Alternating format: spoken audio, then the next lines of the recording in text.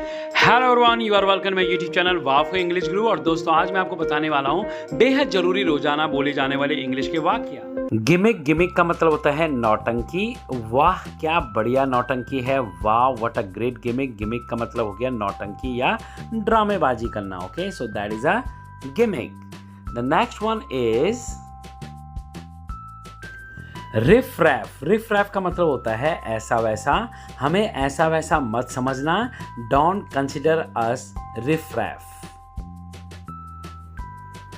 The next one is Tom Dick and Harry. इसका मतलब होता है ऐरा गैरा नत्थु खैरा। आजकल हर ऐरा गैरा नत्थु खैरा राजनीति में आना चाहता है। Now day every Tom Dick and Harry wants to come in politics.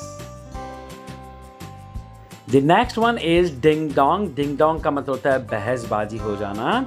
उनकी किचन में बहसबाजी हो गई, इसकी इंग्लिश हो जाएगी They had great ding dong in the kitchen. They had great ding dong in the kitchen. Swear on. Swear on का मतलब होता है कसम खाना, और अक्सर हम कहते भी हैं दोस्तों, मैं अपनी माँ की कसम खाता हूँ। I swear on my mother. I swear on my mother.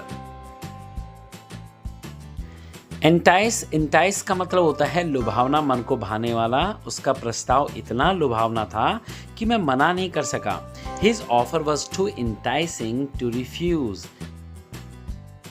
Ancient. Ancient का मतलब होता है वश में करना। खासकर हमारी मम्मियाँ कहती हैं तेरी पत्नी ने तो तुझे अपने वश में कर लिया। इसकी English your wife has enchanted you.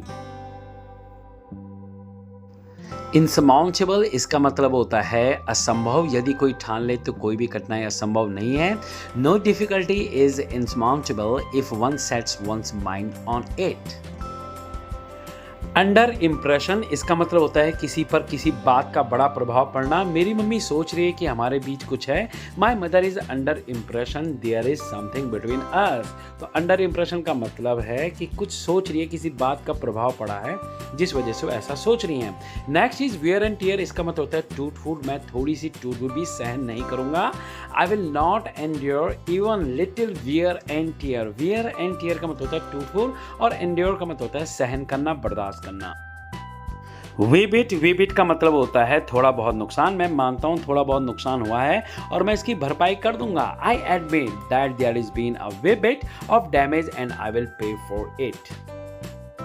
Neck and neck का मतलब होता है कांटे की टक्कर। इस मामले को लेकर उनमें कांटे की टक्कर है। They are neck and neck in this matter. Insane. Insane का मतलब होता है पागल होना, सटिया जाना। इस बुढ़ापे में सटिया गए हो क्या? इसकी इंग्लिश होती है are you insane in this old age. The next one is that is it does not make any sense. इसका मतलब होता है ये बात कुछ हजम नहीं हुई, ये बात कुछ समझ में नहीं आई। It does not make any sense, ये बात कुछ हजम नहीं हुई। If you like this video, please share and subscribe YouTube channel Wafo English Group. Bye bye, see ya and ciao.